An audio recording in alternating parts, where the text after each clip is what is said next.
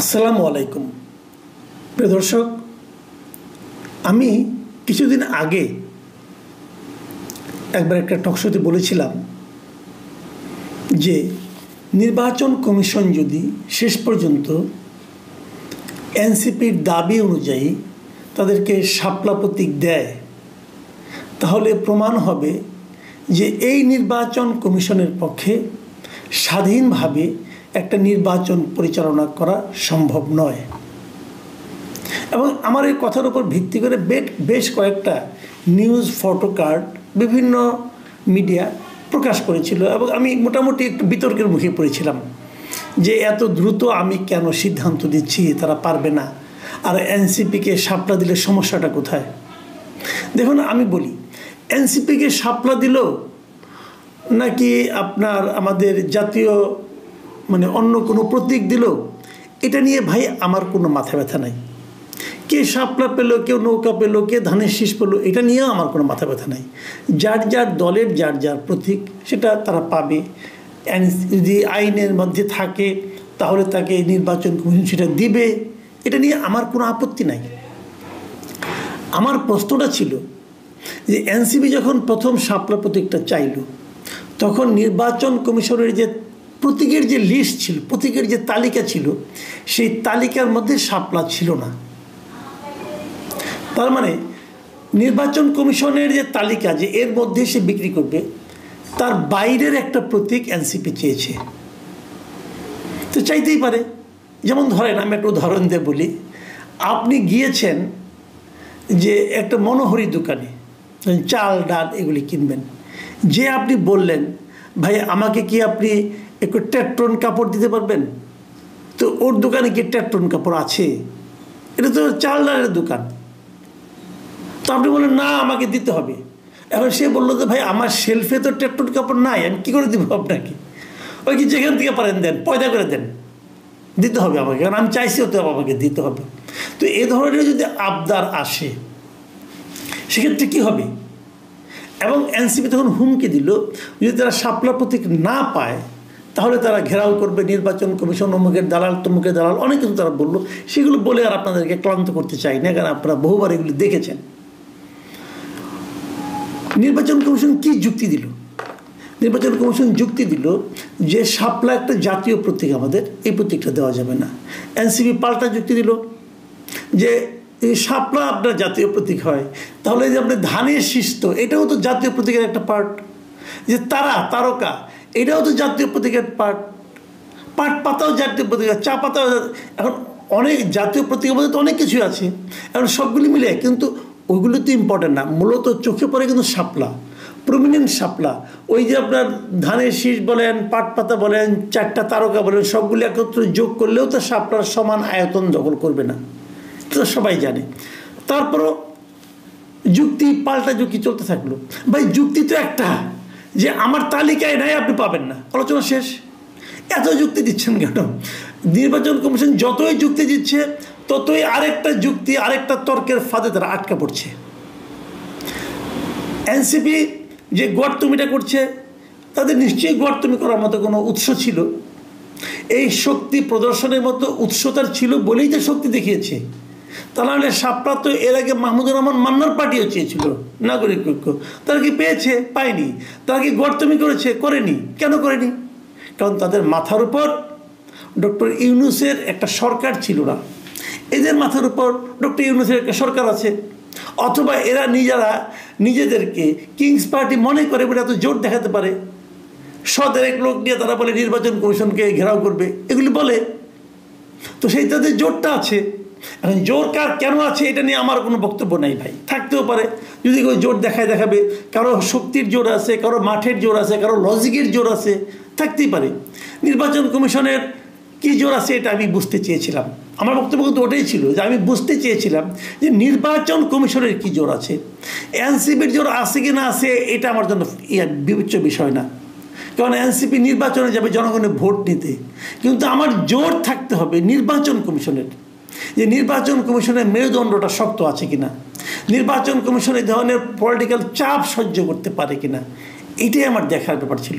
এবং সেইটা দেখতে যেয়ে আমি বলেছিলাম যে যদি তারা দেয়, মানে যদি তারা নতজানু হয়, যদি তারা এই দাবির কাছে নিজেদের যে তালিকা, নিজেদের যে আইন, সেটাকে চেঞ্জ করতে হয়, চেঞ্জ করে অথবা আইন লঙ্ঘন করে, তাহলে বুঝতে হবে যে এই নির্বাচন কমিশন দিয়ে আর যাই হোক একটা অবাধ ও সুষ্ঠু নির্বাচন হওয়া সম্ভব না।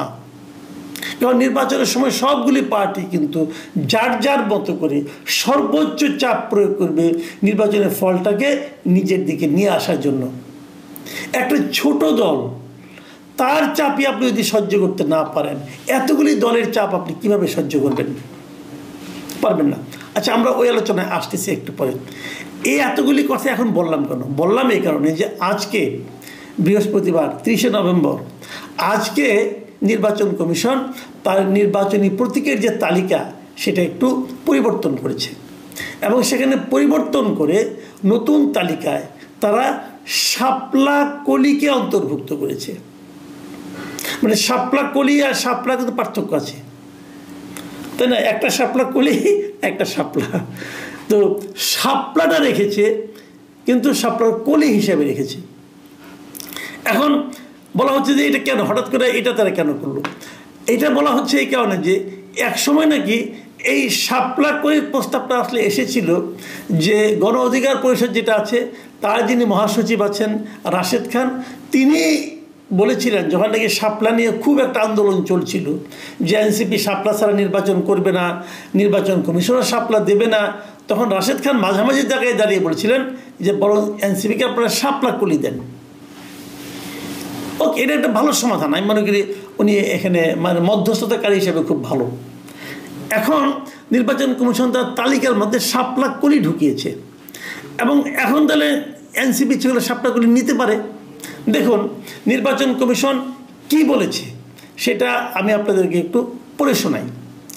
নির্বাচন কমিশন বলেছে যে আমাদের প্রতীকের তালিকা নিয়ে অনেক সমালোচনা ছিল, তাই আগের তালিকা থেকে 16টি প্রতীক বাদ দিয়ে 119টি প্রতীক সংরক্ষণ করা হয়েছে। এই হলো মানে দেখাচ্ছে যে 19টা প্রতীক বাদ দিয়েছে, 16টা প্রতীক বাদ দিয়েছে, দিয়ে এখন 119টা রাখছে এবং সেখানে শাপলাকলি নতুনভাবে ঢুকিয়েছে। এবং তারপর তারা বলছেন যে ইসি মনে করেছে শাপলাকলি রাখা যেতে পারে, এটা কারো দাবির পরিপ্রেক্ষিতে করার বিষয় নয়। আপনারা জানেন একটি দল শাপলা চেয়েছে, তার মানে উনি সাংবাদিকদের বলছেন যে আপনারা জানেন যে একটা দল শাপলা চেয়েছে, কিন্তু সেই দলের দাবির প্রেক্ষিতে আমরা শাপলা কলি রাখিনি, আমরা নিজেরা মনে করছি যে শাপলা কলি রাখা যেতে পারে। ওই যে ভানুর একটা কৌতুক শুনছিলেন না, বউয়ের সঙ্গে অনেকক্ষণ ঝগড়া হয় যে বউ বলে সে কাশ্মীর যাবে এবং ভানু বন্দ্যোপাধ্যায় বলে আমি পুরী যাব।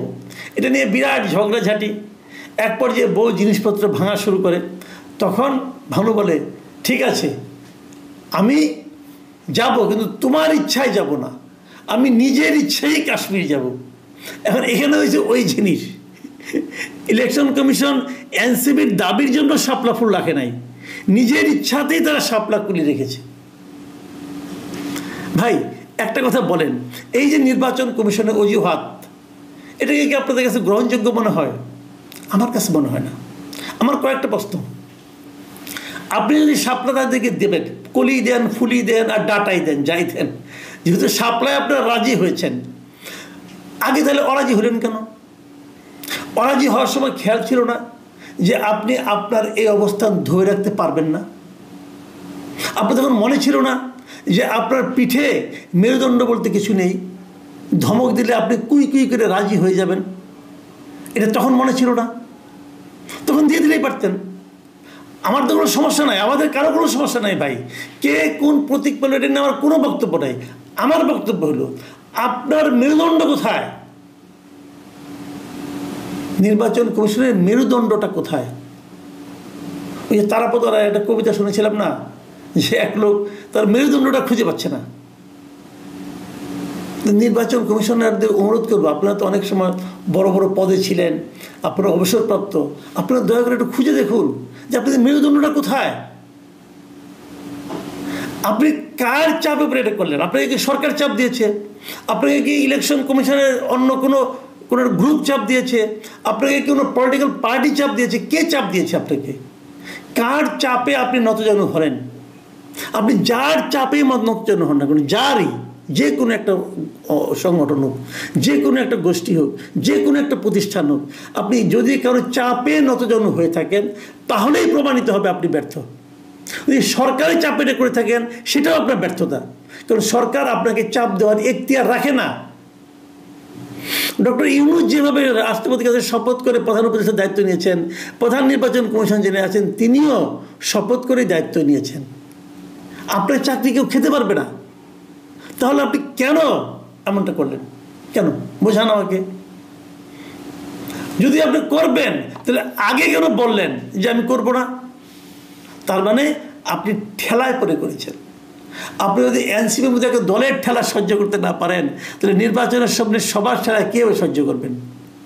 প্রিয় দর্শক, আমি বলেছিলাম যে শাপলা যদি তারা দেয় তাহলে প্রমাণ হবে তারা ভালো নির্বাচন করতে পারবে না।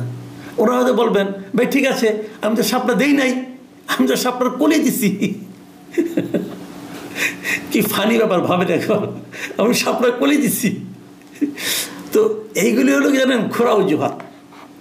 আপনারা আপনাদের প্রতীকের তালিকা পর্যন্ত চেঞ্জ করেছেন একটা দলের চাপের কারণে। যতই আপনি বলেন আমি নিজের ইচ্ছাতেই দিয়েছি, ওই ভানু বন্দ্যোপাধ্যায়ের মতো। তো ভানু বন্দ্যোপাধ্যায়ের কৌতুক শুনে, ওটা শুনে যারা শুনেছিল আর কি, তখন তার ভিডিও হতো না, অডিও, সেই অডিও কৌতুক যারা শুনেছে দর্শকরা কিন্তু সিরিয়াসলি ভানু বন্দ্যোপাধ্যায়ের সঙ্গে একমত হয়নি, বরং তারা হেসেছে, ভানু বন্দ্যোপাধ্যায়ের অসহায়ত্ব দেখে হেসেছে। আমরাও নির্বাচন কমিশনের অসহায়ত্ব দেখে কৌতুক অনুভব করছি।